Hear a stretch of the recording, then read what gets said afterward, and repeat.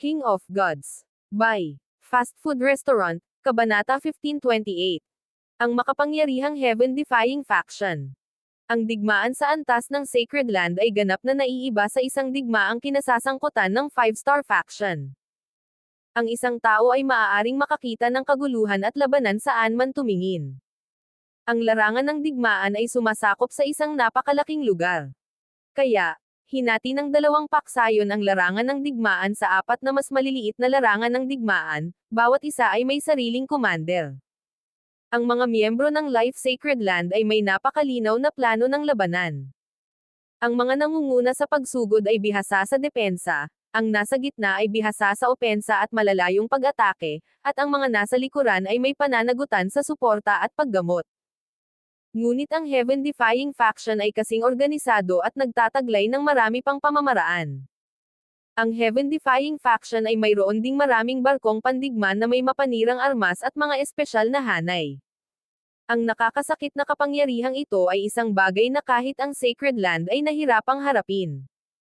At ito ay sa kabila ng Life Sacred Land na mayroong napakaraming doktor na dalubhasa sa paggaling. Ang isang normal na Sacred Land ay hindi magkakaroon ng pagkakataong manalo. Hindi nakakagulat na ang Illusion God Sacred Land ay nahulog sa Heaven-defying faction. Gayunpaman, ang Heaven-defying faction ay nagpahinga lamang ng ilang taon pagkatapos kunin ang Illusion God Sacred Land at pagkatapos ay inatake ang Life Sacred Land. Natuklasan ng maraming tao na ang ideyang ito ay ganap na walang katotohanan. Nagawa ba ng heaven-defying faction na mabawi ang enerhiya nito sa napakaikling panahon? Siyempre, may isa pang posibilidad. Ang heaven-defying faction ay maaaring nagkaroon ng napakalaking bentahe at nakaranas ng ilang pagkatalo sa labanan laban sa Illusion God Sacred Land. Ang heaven-defying faction ay may napakaraming inapo ng God Eye. Isang Third Heaven God Lord ang tumawag sa alarma. Kahit na sila ay isang Sacred Land na kinokontrol ng isang God Eye, sila ay mas mababa sa bilang sa mga inapo ng God Eye kumpara sa Heaven-defying faction. Ang mga mapagkukunan ng Heaven-defying faction ay higit na lumampas sa aming inaasahan. Nagdilim ang mukha ni God King Radiant Peak. Pero hindi pa rin siya nag-aalala. Ang mas mababang antas na labanan na ito ay hindi magkakaroon ng malaking epekto sa huling resulta. Ang pinakamahalaga ay ang sagupaan ng mga miyembro ng upper echelon, at nasa kanilang panig ang Life God. Ang mga God Kings na nakakuha ng titulong Diyos ay madaling talunin ang mga ordinaryong God King. Ang heaven-defying faction ay mangangailangan ng isang pag-iral na maaaring makipaglaban sa isang Diyos kung gusto nila ng anumang pagkakataon ng tagumpay. At kahit na mayroon silang pag-iral na maaaring lumaban sa isang Diyos, hindi nila magagawang ipagpatuloy ang labanan ng matagal, maliban kung ang heaven-defying faction ay may sariling Diyos. Ngunit hindi maintindihan ng God King Radiant Peak kung bakit inatake ng heaven-defying faction ang Life Sacred Land. Sa sandaling ito, mula sa heaven-defying faction. Life God, bakit hindi ka nalang sumuko at iwasang gawing lupain ng mga patay ang buong Life Sacred Land? Nakangiti ang Heaven Lord habang malumanay siyang nagsasalita. Imposible. Ang mukha ng Life God ay seryoso na hindi kailanman.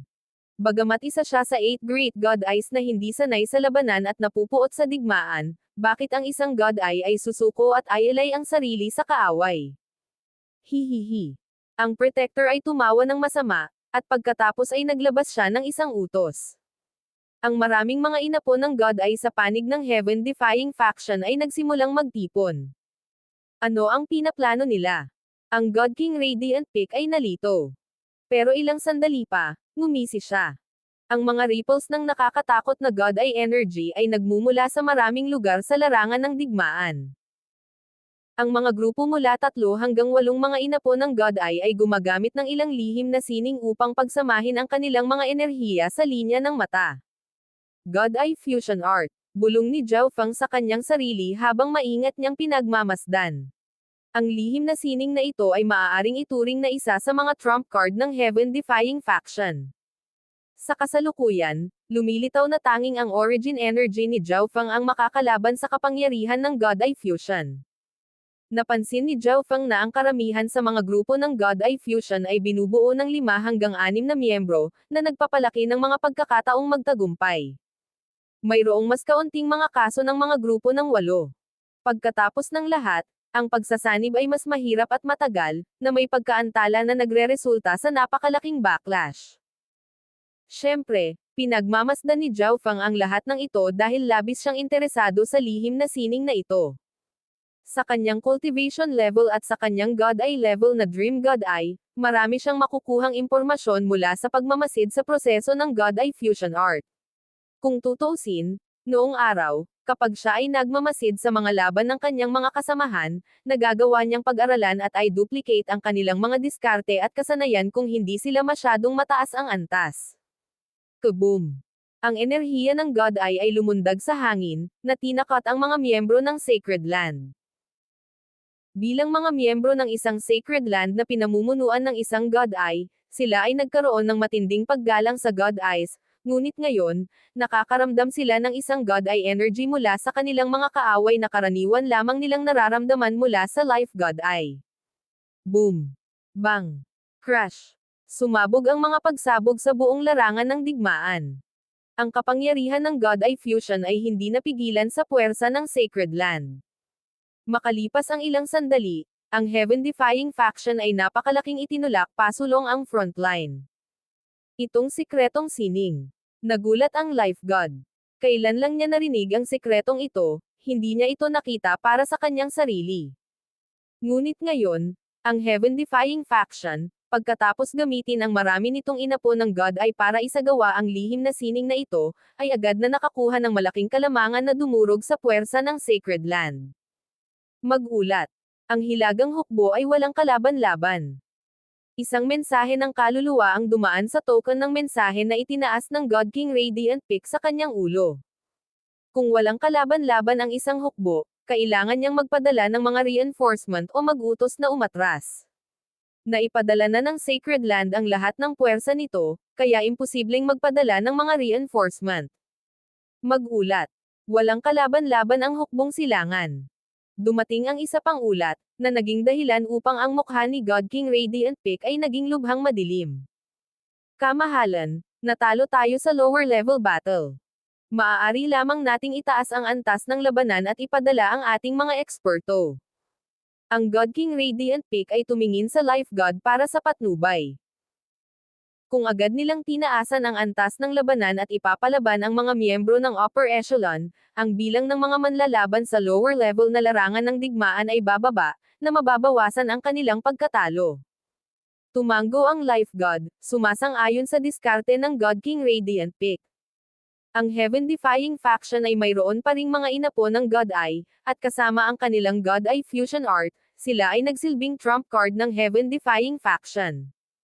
Ito ang tanging bagay na magagawa ng sagradong lupain bilang tugon. Sumali sa labanan. Nagmensahe ang God King Radiant Peak sa maraming God Lord ng Sacred Land. Halos 10 First Heaven God Lords at ilang Second Heaven God Lords ang sumali sa labanan. Hahaha, ito lang ang halaga ng Life Sacred Land. Ang protector ng Heaven-defying faction ay same time na tumawa. 10 ilang God Lords ang lumipad palabas ng Heaven-defying faction Divine Kingdom. Boom! Bang! Crash! Ang mga God Lord ng magkabilang panig ay nagsimulang mabangis na labanan. Ang labanan ng God Lords ay unti-unting nagsimulang walisin ang higit pa sa larangan ng digmaan, na naging dahilan upang unti-unting umatras ang mga miyembrong nasa mababang antas. Mayroong ilang mga inapo ng God Eye sa mga Heaven-defying faction God Lords, ngunit upang alisin ang ilang God Lords mula sa labanan upang magamit nila ang God Eye Fusion Art ay magkakaroon ng medyo masamang epekto, dahil ang mga God Lord na ito ay hindi lalaban. Bukod dito, maaaring gumamit ang Sacred Land ng mga suicide na sundalo para matakpan ang God Eye Fusion Art, ang pagkawala ng isang miyembro kapalit ng matinding pagkasugat sa lahat ng miyembro sa God Eye Fusion Art sa pamamagitan ng backlash. Gaano man ito tingnan, hindi ito kumikitang palitan. Kaya, ang God Eye Fusion Art ay hindi praktikal sa God Lord battlefield. Gayunpaman, ang Heaven-defying faction ay may iba't ibang mga inapo ng God Eye habang ang Eye of Life ay hindi partikular na nangunguna sa labanan. Kaya, ang Heaven-defying faction ay nangunguna pa rin. Ngunit ang Life Sacred Land ay nagtagumpay sa pangmatagalang pakikipaglaban, pagtatanggol, at pagbawi. Habang tumatagal ang labanan, mas pabor ito sa kanila. Nako, hindi hahayaan ng heaven-defying faction na makuha ng Life Sacred Land ang hiling nito. Dahil nagpasya silang salakayin ang Life Sacred Land, tiyak na nakarating sila ng handa. Swish. Swish. Ang mga God Lord ay patuloy na umaalis sa heaven-defying faction Divine Kingdom upang pumasok sa labanan. Maging ang mga Palace Kings ay pinakilos. Ang mga Palace King ng heaven-defying faction ay walang alinlangan na walang kapantay na pag-iral sa Second Heaven. Sa tingin na ang heaven-defying faction ay magkakaroon ng napakaraming God Lords. At lahat sila ay may iba't ibang lakas. Namangha ang matataas na Elder ng Life Sacred Land. Sa lower level na larangan ng digmaan, ginamit ng heaven-defying faction ang God-Eye Fusion Art para talunin ang Sacred Land, at ang heaven-defying faction ay parehong makapangyarihan sa God Lord battlefield. Mayroon silang iba't ibang mga inapo ng God-Eye at mga inapo ng nangungunang 20 lahi, kahit na ang mga kadugo na inapo ng nangungunang 10 lahi. Ang Life Sacred Land ay maaari lamang magpadala ng sarili nitong mga God Lord bilang tugon, ngunit sa huli, kahit na matapos ipadala ng Sacred Land ang lahat ng God Lords nito sa ibaba ng Third Heaven, sila ay nalampasan pa rin ng heaven-defying faction. Nangunguna na ang heaven-defying faction, at ngayong nalampasan na nila ang Sacred Land, nagsimulang tumagilid ang labanan sa isang tabi. Hindi maganda ang sitwasyon. Ang God King Radiant Peak ay napakasama. Bagaman hindi pa oras para sa isang ito na pumasok sa labanan, ang isang ito ay nais pa ring tumulong sa Sacred Land. Biglang sabi ni Zhao Feng. Bagamat hindi niya kailangan na lumaban para sa Life Sacred Land, ang heaven-defying faction ay ilang beses nang sinubukang hulihin si Zhao Feng, kahit na tina-target si Zhao Yufei at pinilit si Zhao Feng na makipagkompromiso. Desidido siyang ipaghiganti ang sarili. Oh, anong plano mo? Tanong ni God King Radiant Peak. Swish. Kumaway ng kamay si Zhao Feng, tinawag ang kanyang mga clone at ang Black Destruction Dragon. Isang daanan patungo sa kanyang Divine Kingdom ang bumukas, kung saan lumitaw ang mga puwersang panlaban na God Lord sa kanyang Divine Kingdom. Sige. Ang mga mata ni God King Radiant Peak ay kumislap. Hindi pa rin niya pinayuhan si Zhao Feng na pumasok sa labanan, ngunit hindi niya inaasahan na magkakaroon si Zhao Feng ng napakaraming mga subordinate ng God Lord. Lumabas ka. Tumawag si Zhao Feng.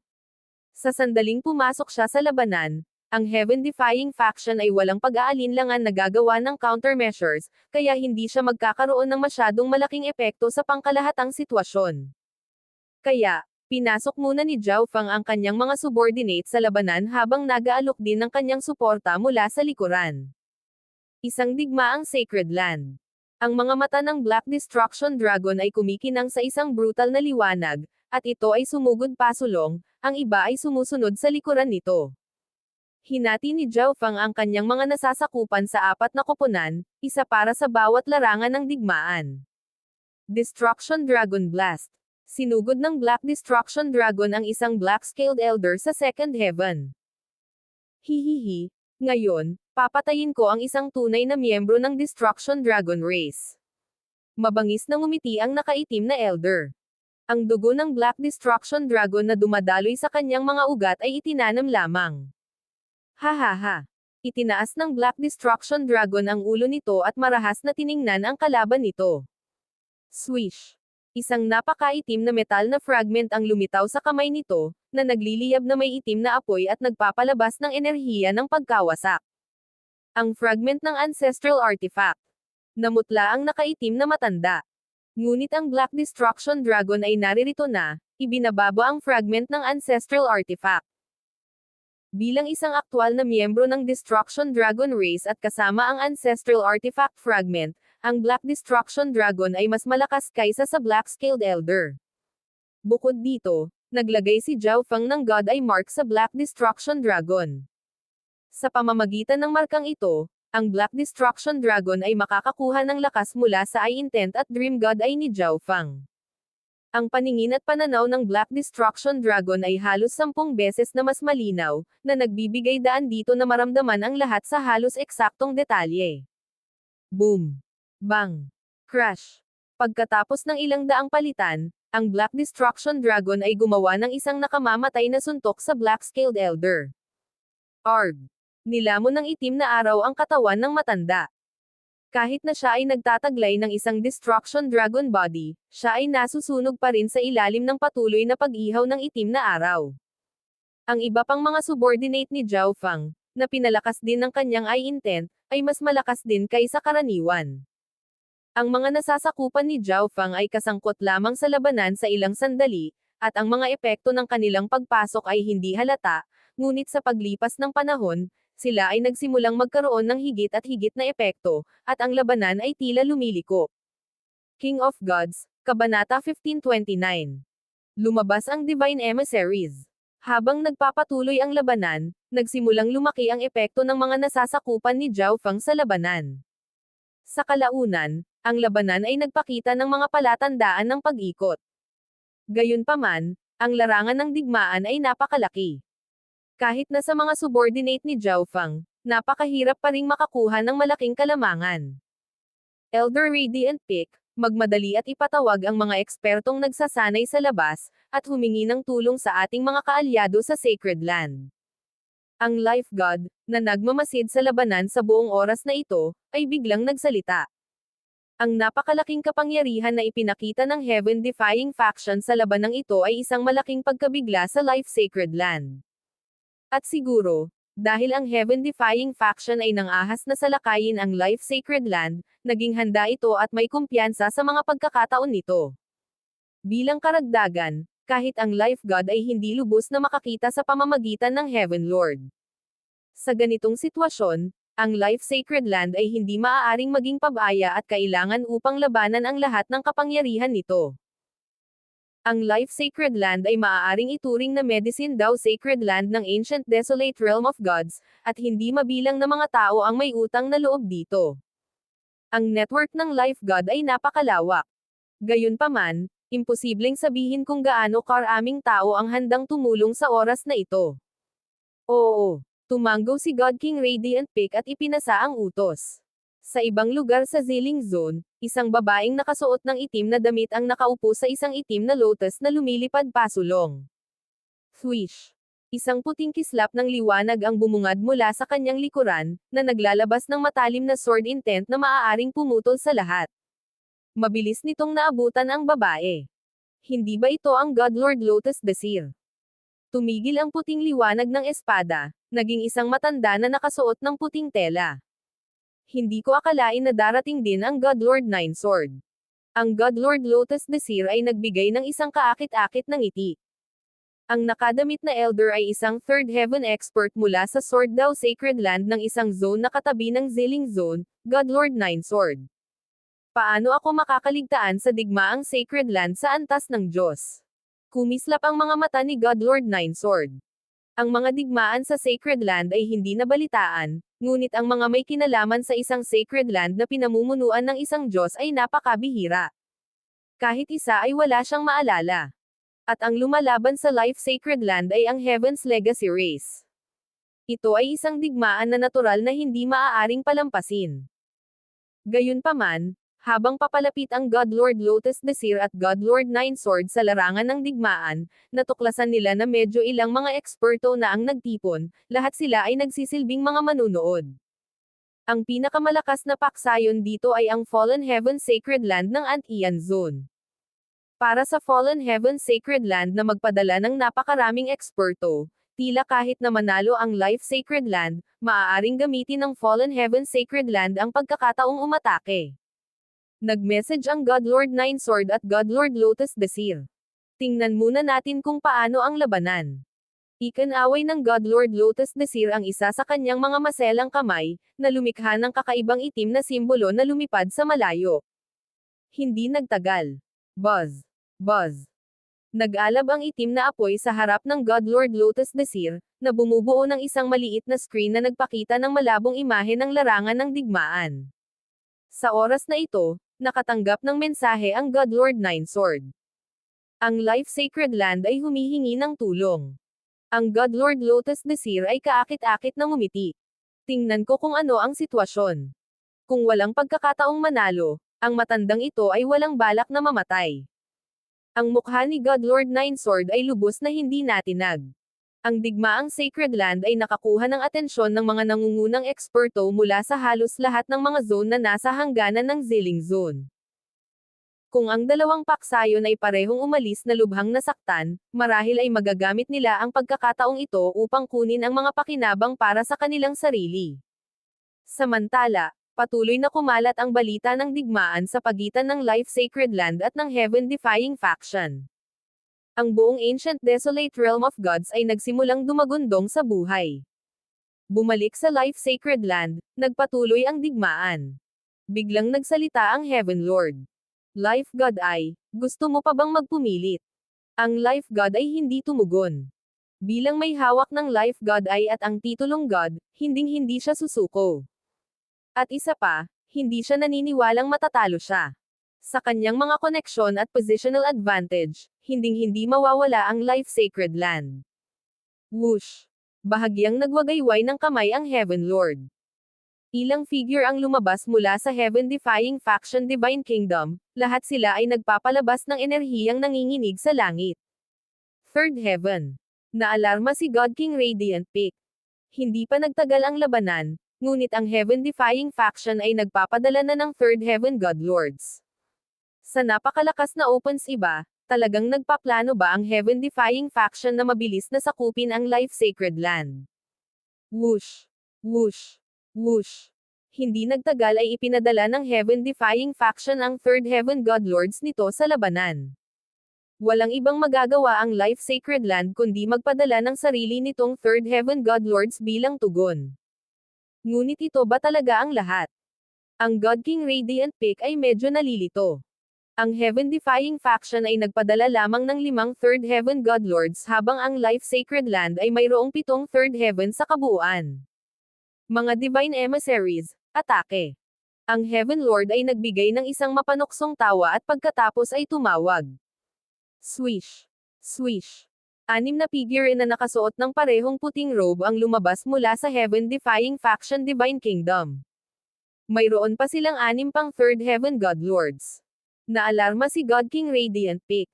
Nararamdaman niya na ang 6 na Third Heaven God Lord na ito ay naglabas ng malakas at mapanganib na enerhiya ng bloodline. Wala sa kanila ang magiging madaling pakitunguhan. Medyo nagulat din si Zhao Fang. Nakatuon ang kanyang tingin sa isang payat na lalaking nakasuot ng puti sa gitna ng 6 na Divine Emissaries. Siya yon. Ang lalaking ito ay walang iba kundi si Divine Emissary Chang, ang Divine Emissary na nakiisa kay Bame Inghui sa pagsisikap na hulihin si Zhao Yufei at ipagpaliban ang grupo ni Zhao Fang. Ngunit nang maglaon, nagtulungan sina Zhao Fang at Twilight Valley para patayin ang Divine Emissary Chang. Parang binuhay siya ng Eye of Samsara. Nadurog ang puso ni Zhao Fang. Ang Heaven-defying faction ay tiyak na mayroong Third Heaven Eye of Samsara, kung hindi, magiging napakahirap na buhayin ang Divine Emissary Chang. Siyempre, maaari ring muling nabuhay si Bame Inghui, ngunit napakaliit na ng panahon ang lumipas mula nang siya ay pinatay. Ang Heaven-defying faction's Eye of Samsara descendant ay malamang na hindi pa nakaka-recover, kaya hindi pa nila na-revive ang Bame Inghui. Boom! Bang! Crash! Ang 6 na Divine Emissaries ay ipinamahagi ang kanilang mga sarili sa 4 na larangan ng digmaan at ipinakita ang kanilang napakalawak na lakas. Ang Life Sacred Lands God Lords ay agad na nasa likurang paa sa sagupaan ng Third Heavens. Ang Heaven-defying faction ay sumulong. Ang kalubhaan ng sitwasyon ay naging sanhi ng God King Radiant Peak at ng Life God na maging mabangis. Zhao Fang, kailangan mong lumaban ngayon. Agad na sinabi ni God King Radiant Peak. Sa oras na ito, ang Heaven-defying faction ay may mas maraming Third Heaven God Lords kaysa sa Sacred Land, at ang 6 na Divine Emissaries na iyon ay mas malakas kaysa sa ordinaryong Third Heavens. Ang Life Sacred Land ay mahirap, kaya kinailangan ni Zhao Fang na kumilos. Sandali. Itinaas ni Zhao Fang ang isang palad at nagtanong sandali. Ano? Kumunot ang noo ni God King Radiant Peak. Nabigo ba ang tapang ni Zhao Fang sa harap ng kapangyarihan ng kalaban? Mangyaring maghintay ng ilang sandali. Naging seryoso ang mga mata ni Zhao Fang nang pumasok siya sa kanyang Dream Divine Kingdom. Ang God King Radiant Peak ay nalito. Pumunta ba si Zhao Feng sa kanyang Divine Kingdom para maghanda ng isang bagay?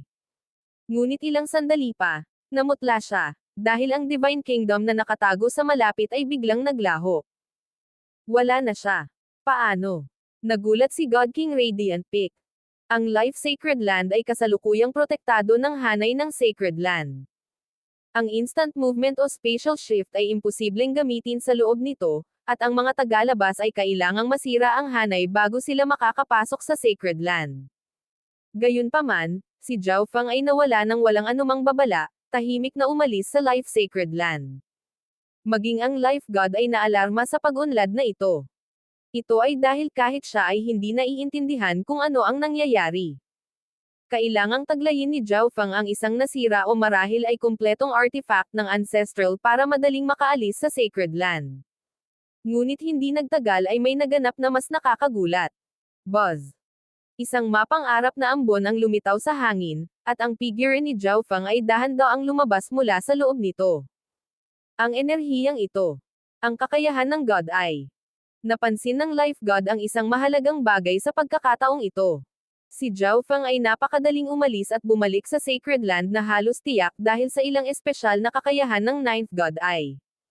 Sa sinaunang Desolate Realm of Gods, 3 o 4 na tao lamang, kabilang ang Spacetime God, ang maaaring pumasok at lumabas sa aking Life Sacred Land ayon sa gusto nila nang hindi gumagamit ng panlabas na kapangyarihan.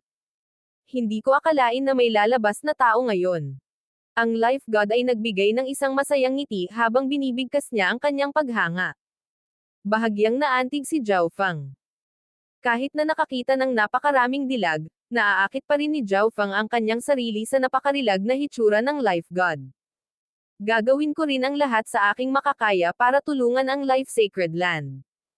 Mariing sinabi ni Zhao Feng. Ang Heaven-defying faction ay ang kaaway ni Zhao Feng.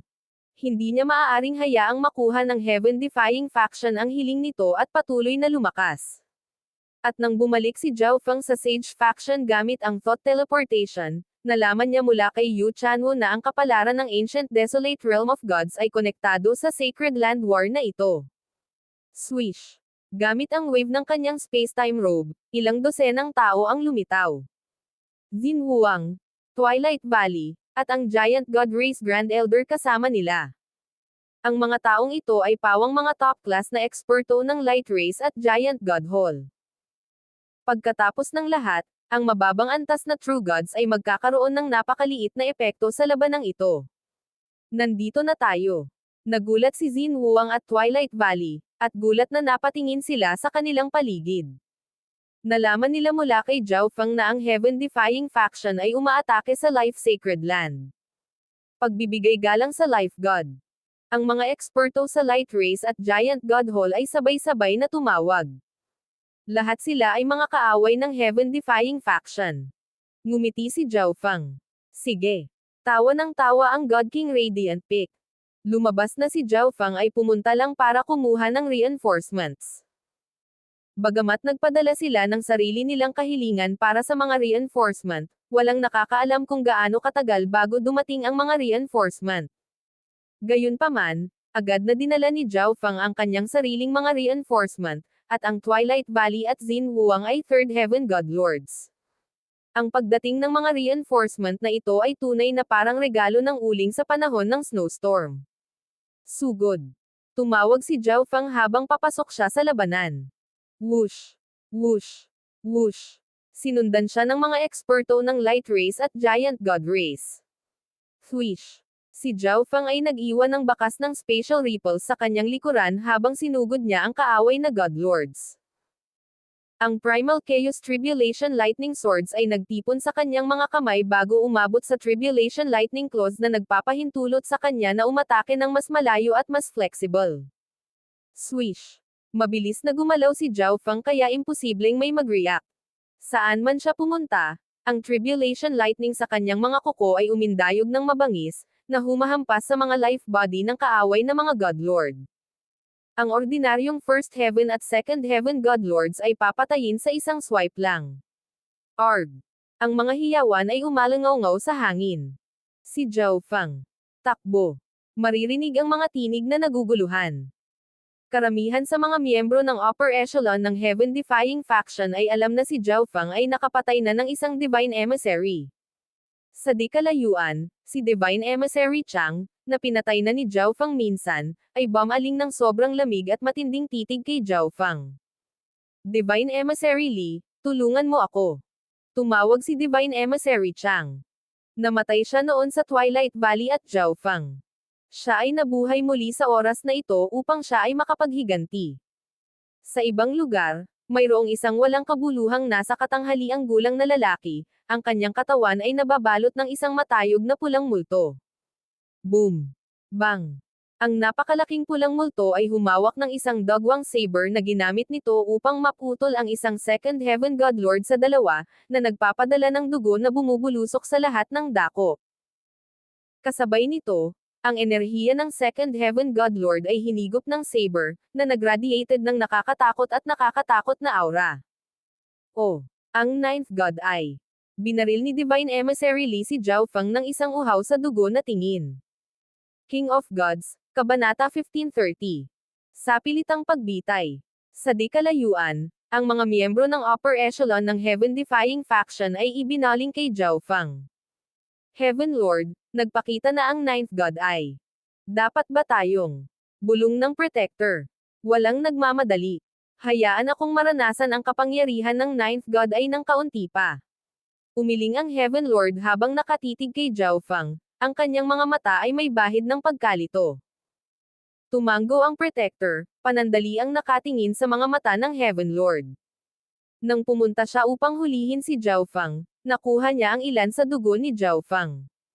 Ito ang eksaktong dahilan kung bakit ang mga unang hakbang ng plano ng Heaven Lord ay mabilis na natapos. Kung hindi dahil kay Zhao Feng, 10,000 taon ang kailangan. Ang Ninth God ay. Ikaw ba talaga ang Ninth God ay? Ang bulong ng Protector sa sarili. Sa ibang lugar sa larangan ng digmaan, hinawakan ni Zhao Feng ang isang Primal Chaos Lightning Sword sa bawat kamay, gamit ang Tribulation Lightning Claws upang patayin ang kanyang mga kaaway. Ang Life Sacred Land ay nasa likurang paa. Kahit na nagsimula si Zhao Feng sa pamamagitan ng pakikipaglaban sa isang Divine Emissary, hindi siya magkakaroon ng malaking epekto sa kabuoang labanan. Kaya, nagpasya si Zhao Feng na katayin muna ang mas mababang antas ng mga God Lord upang magbigay ng inspirasyon sa mga puso ng kaaway. Ang mga Divine Emissaries ay natural na lalapit kay Zhao Feng. Hindi na kailangan para sa kanya na gumawa ng paunang pag-atake. Tulad ng inaasahan. Swoosh! Swoosh! Dalawang nakakatakot na aura ang nagsimulang lumapit kay Zhao Feng. Darating na sila. Napatingin si Zhao Feng. Dalawang Divine Emissaries ang paparating na ngayon sa kanya, ngunit si Zhao Feng ay nakapatay na ng ilang mababang antas na God Lords of the Heaven-defying faction, na may malaking epekto sa labanan. Zhao Feng, mamatay ka. Ang katawan ni Divine Emissary Chang ay naging isang bahid ng puting liwanag habang siya ay nagmamadali patungo kay Zhao Feng. Siya ang una sa 7 Divine Emissaries na napatay, at kailangan niyang pasalamatan si Zhao Feng para sa lahat ng ito. Nasa likuran niya mismo si Divine Emissary Li, madilim at masasamang tawa ang lumalabas sa kanyang bibig. Light Race at God Martial Race, Ham.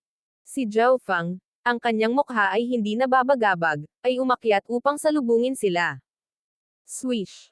Iniwagayway niya ang kanyang dalawang Primal Chaos Tribulation Lightning Swords, nagpakawala ng dalawang alon ng enerhiya na umuungol patungo sa dalawang Divine Emissaries. Inihagis ni Divine Emissary Li ang pulang dugong saber sa kanyang kamay. Boom! Bang! Crash!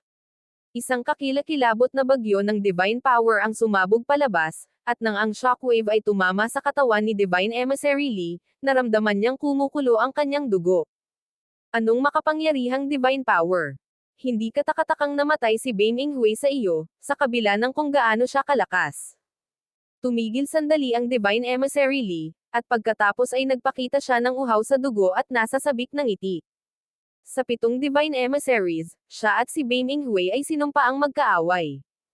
Ilang dosenang beses nang nag-away ang dalawang ngunit hindi nila matukoy kung alin ang mas mabuti. Ngunit ngayon, ang kanyang sinumpaang kaaway ay pinatay ng isa pa. Dahil dito, naging interesado si Divine Emissary Li kay Zhao Feng. Sa kabilang panig, ginamit ni Divine Emissary Chang ang kanyang light race na bloodline para mabilis na umiwas sa pag-atake ni Zhao Fang. Lalong lumakas ang brat na ito. Nanlamig ang mukha ni Divine Emissary Chang. Ngunit ito ay walang kabuluhan. Paano posibleng lalabanan ni Zhao Fang ang dalawang Divine Emissaries? Hindi ko kayang panatilihin ito ng matagal. Kailangan kong patayin ang isa sa kanila ng mabilis. Nagdilim ang mukha ni Zhao Fang habang sinusuri niya ang sitwasyon. Kahit nakaharap ang dalawang Divine Emissaries, tiwala pa rin siya na kaya niyang manalo, ngunit mas mahirap ang pagpatay sa kanila. Mio. Mio. Tinawag ni Zhao Fang ang maliit na pas ang magnanakaw, at naghanda itong pumasok sa labanan. Blood Devil Crazed Slash. Ang Divine Emissary Li ay ligaw na nagpaikot-ikot sa kanyang sable. Ang napakalaking God Devil na nakapalibot sa kanyang katawan ay humawak sa translucent bloody saber nito at ginaya ang kanyang mga kilos. Free whoosh. Ang mga alon ng madugong liwanag ay nagkuros sa mundo, na lumilikha ng isang bagyo ng mga talam na dumaan sa mundo. Bago pa man dumating ang bagyong ito, naramdaman ni Zhao Fang ang isang nakamamatay na hangarin sa pakikipaglaban na humahampas sa kanyang isipan. Sa kabutihang palad, si Zhao Fang ay may makapangyarihang kaluluwa at kalooban na nanatiling hindi matitinag sa ilalim ng pag-ataking ito. Mamatay. Hawak ang kanyang mga espada, si Zhao Fang ay agad na nagpakawala ng ilang daang alon ng Primal Chaos Tribulation Lightning na enerhiya. Ang mga alon ng enerhiya na ito ay nag-uugnay upang bumuo ng isang napakalaking Tribulation Lightning Net. Boom! Bang! Nagsagupaan ang dalawang titanic energies at unti-unting naubos ang isa't isa. Sa sandaling ito, isang bahid ng liwanag ang bumaril sa likod ni Zhao Fang. Swoosh! Swoosh! Ikanaway ni Divine Emissary Chang ang magkabilang braso, nagpakawala ng malalaking puting blade ng enerhiya na pumutol kay Zhao Fang. Ang dalawang ethereal white blade na ito ay tila nagpakalat ng katahimikan sa buong mundo, na nagpapabagal sa bilis ng espasyong dinaanan nila hanggang sa isang walang katapusang pag-crawl. Primal Chaos Domain. Naglabas si Zhao Fang ng napakaraming enerhiya ng Primal Chaos mula sa kanyang katawan at pinagsama ito sa mundo. Ilang sandali pa, isang malawak na lugar ang naging madilim at makulimlim. Lahat ng bagay sa mundong ito ay nagsimulang maglaho, na nagiging mga agos ng magulong enerhiya na random na lumipad sa rehiyon. Sa isang iglap, nabuo ang Primal Chaos Domain. Sa loob ng domain na ito, agad na naramdaman ni Divine Emissary Li at Divine Emissary Chang na naputol ang kanilang koneksyon sa mundo at humina ang kanilang lakas. Ang dalawang time blade na iyon ay naapektuhan din ng pressure na ito at nagsimulang humina. Buzz. Buzz. Ilang stream ng enerhiya ng Primal Chaos ang nabuo sa Primal Chaos Domain at umabot na parang makapal na baging upang harangan ang dalawang time blade. Sa loob ng Primal Chaos Domain, magagamit ni Zhao Fang ang kanyang mga iniisip para kontrolin ang enerhiya ng Primal Chaos sa paligid niya. Kasabay nito, pinakawalan ni Zhao Fang ang kanyang time law para labanan ang time law ni Divine Emissary Chang at para palakasin din ang sarili niyang bilis. Swish! Mabilis na iniwasan ni Zhao Fang ang mga pag-atake ni Divine Emissary Chang at inatake ang Divine Emissary Li. Si Divine Emissary Chang ay may bloodline na light race. Sa kanyang mabilis na bilis at time body, mas mahirap siyang pumatay. Kung ikukumpara, habang makapangyarihan ang God Martial Race Expert, mas madali siyang pumatay. Junior, minamaliit mo ba ako? Inaakala mo akong mahina? Ang mga mata ni Divine Emissary Li ay kumikinang sa pulang ilaw. Inaatake nila si Zhao Fang mula sa dalawang panig, ngunit pinili ni Zhao Fang na atakihin muna siya. Nagsalpukan ang dalawa sa isang pagsabog ng enerhiya. Kling. Klang. Ang madugong liwanag at magulong kidlat ay dumaan sa mundo, na sum-iris sa paligid. Hihihi, sa paningin ko, mahina ka. Tumawag si Zhao Fang, ligaw na iniindayog ang kanyang Primal Chaos Tribulation Lightning Swords. Ang mga pag-atake ni Zhao Fang ay pinalakas sa loob ng Primal Chaos Domain, at kaya niyang kontrolin ang magulong agos ng enerhiya sa paligid niya gamit ang kanyang isip upang magsilbing defensive barrier.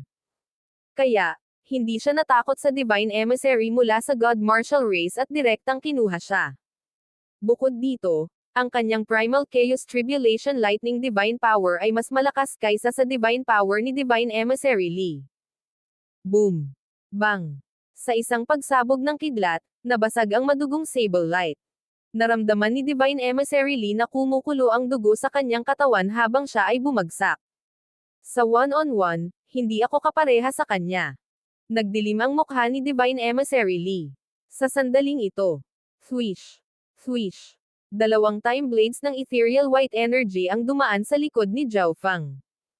Primal Chaos Lightning Vortex. Si Zhao Fang ay muling naglabas ng enerhiya ng Primal Chaos, na bumubuo ng isang itim na butas na kumaluskos sa kidlat. Boom! Bang! Crash! Ang pag-atake ni Divine Emissary Chang ay tumama sa Primal Chaos Lightning Vortex. Ang isang normal na depensa ay matagal nang natusok ng mga pag-atake ng oras ni Divine Emissary Chang, ngunit ang enerhiya ng Primal Chaos ay hindi isang ordinaryong uri ng enerhiya. Maaari pa nga itong kontrahin ang enerhiya ng oras. Swish!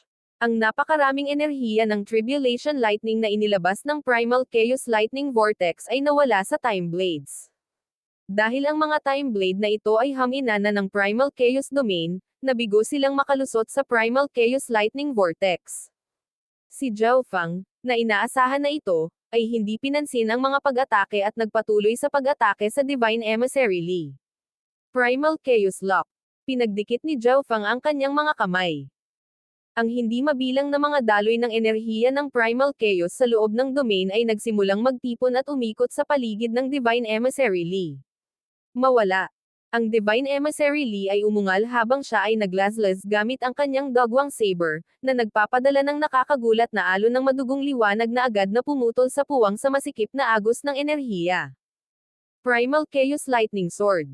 Agad na pinaputok ni Zhao Fang ang eye bloodline technique na binuo niya sa kanyang kaliwang mata. Boom!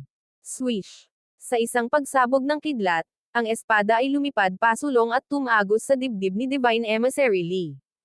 Ang nakakatakot na Primal Chaos Tribulation Lightning na enerhiya na ito ay agad na sumugod sa katawan ni Divine Emissary Lee at nagsimulang gumawa ng kalituhan sa kanyang katawan at kaluluwa. Kaya, kahit na gumawa ng butas ang Divine Emissary Lee sa Primal Chaos Lock, hindi siya agad nakatakas. Ginamit ni Zhao Fang ang pagkakataong ito para ipagpatuloy ang pag-activate ng Primal Chaos Lock. Buzz! Whoosh! Parami ng parami ang mga daloy ng enerhiya na natipon, na lumilikha ng isang nakapaligid na globo ng enerhiya ng Primal Chaos na nagselyo sa loob ng Divine Emissary Lee. Iniabot ni Zhao Fang ang isang kamay. Swish! Tribulation Lightning Energy ay bumaha sa kanyang kamay at sa Primal Chaos Lock. Ang nakapipinsala at nakakamanhid na mga katangian ng Tribulation Lightning kasama ng mga sumisipsip na katangian ng enerhiya ng Primal Chaos ay umatake sa Divine Emissary Lee, dahilan upang hindi siya makaalis sa Primal Chaos Lock sa sandaling ito. Divine Emissary Lee, naparito ako upang iligtas ka. Ngumisi si Divine Emissary Chang at agad na kinasuhan si Zhao Fang. Ngunit sa sandaling ito, ang mga itim na sulok ng enerhiya ay umabot sa Primal Chaos Domain. Swoosh! Pagkaraan ng ilang sandali, hindi mabilang na itim na spike ng enerhiya ang tumutusok kay Divine Emissary Chang. Kasabay nito, ang maliit na pas ang magnanakaw, ngayon ay napakaitim, bumaril sa hangin, na naglalabas ng nakamamatay na talas mula sa katawan nito. Ngunit iniwasan ni Divine Emissary Chang ang pag-atake nito. Shadow Race. Nagningning ang mga mata ni Divine Emissary Chang. Sa ganitong kapaligiran, ang Shadow Race ay tunay na nagtataglay ng kahanga-hangang lakas. Ngunit masyadong mababa ang antas ng maliit na magnanakaw na pusa para magkaroon ng malaking epekto ang mga pag-atake nito. Inactivate ni Divine Emissary Chang ang kanyang Light Race bloodline, iniiwasan ang mga itim na spike habang papalapit din ng palapit kay Zhao Fang. Moonlight Radiance Slash. Isang nakakasilaw na puting liwanag ang sumabog mula sa katawan ni Divine Emissary Chang, na tumagos sa Primal Chaos Domain at sa daigdig sa kabila. Buzz! Isang nakakatakot na time energy ang nagsimulang bumuo sa kanyang braso, lumalakas at lumiliwanag habang tumatagal. Sa isang tiyak na punto, isang malawak at nakabulag na puting talam ang bumaba mula sa langit. Sa ilang sandali, bumagal ang lahat sa mundo. Biz! Agad na ginamit ni Zhao Feng ang sarili niyang time law para iwaksi ang mga epekto ng time law ni Divine Emissary Chang. Kasabay nito, lumikha siya ng multi-layered space-time barrier sa paligid ng Primal Chaos Lightning Vortex. Boom! Bumaba ang nakasisilaw na puting talon na iyon. Humawak ng ilang sandali ang space-time barrier bago nabasag. Pagkatapos ng lahat, ang enerhiya ng oras sa pag-atake na ito ay hindi kapani-pani walang makapangyarihan at medyo nagawang neutralisahin ang space-time barrier. Ang enerhiya ng oras ay pinindot pababa at nagsimulang salakayin ang Primal Chaos Lightning Vortex. Habang naghahalo ang dalawa, lumitaw ang kaunting deformity sa Primal Chaos Lightning Vortex at parang malapit na itong masira. Ngunit sa sandaling ito, ang Primal Chaos Domain ay lumundag. Buzz! Whoosh! Ilang tendrils ng Primal Chaos Energy ang umabot sa domain at nakakonekta sa Primal Chaos Lightning Vortex. Bumuhos dito ang enerhiya ng Primal Chaos, na nagpapahintulot sa Primal Chaos Lightning Vortex na ayusin ang pinsalang natamo at lumakas pa. Sige. Ngumiti si Zhao Feng. Kumpiyansa siya na walang kakayahan si Divine Emissary Chang na saktan siya. Swish! Ikinuyom ni Zhao Feng ang kanyang mga kamay, agad na nabuo ang dalawang Primal Chaos Tribulation Lightning Swords, na tinusok niya sa Primal Chaos Lock. Arg! Napasigaw si Divine Emissary Lee sa sakit. Primal Chaos Lightning Sword. Si Zhao Feng ay muling nagpaputok ng isang eye bloodline technique mula sa kanyang kaliwang mata. Boom! Hiss! Isang kidlat ng madilim na kidlat ang agad na tumagos sa Primal Chaos Lock. Ang Primal Chaos Lightning Sword na ito ay gumawa ng isa pang mapanirang dagok kay Divine Emissary Lee. Explode! Tumawag si Zhao Feng. Ang Primal Chaos Lock at ang dalawang Primal Chaos Tribulation Lightning Swords ay biglang nagsimulang kumulo sa ipinagbabawal na kapangyarihan. Hindi. Nanlaki ang mga mata ni Divine Emissary Chang nang tumawag siya ng may alarma. Ngunit ang kanyang mga pag-atake ay hindi kayang saktan si Zhao Feng. Ang maliit na pas ang magnanakaw ay humahadlang din kay Divine Emissary Chang mula sa mga anino. Walang magawa si Divine Emissary Chang habang naglalaro ang mga kaganapan. Boom! Bang! Ang enerhiya ng Primal Chaos ay dumaan sa mundo at pagkatapos ay unti-unting nagsimulang tumira. Ang Divine Emissary Lee ay tumigil na sa pag-iral. Ang God Martial Race ay nagtataglay ng namumukod tanging kapangyarihan sa pakikipaglaban at lumakas nang mas lumaban sila, ngunit ang kanilang survivability ay mas mababa kaysa sa Light Race, na ginagawang mas madali silang mapatay. Noong nakaraang pagkakataon, kailangan ni Zhao Feng ang tulong ng Twilight Valley para patayin ang Divine Emissary Chang, ngunit ngayon, si Zhao Feng, kahit na hinaharas ng Divine Emissary Chang, ay maaaring piliting papatayin si Divine Emissary Lee.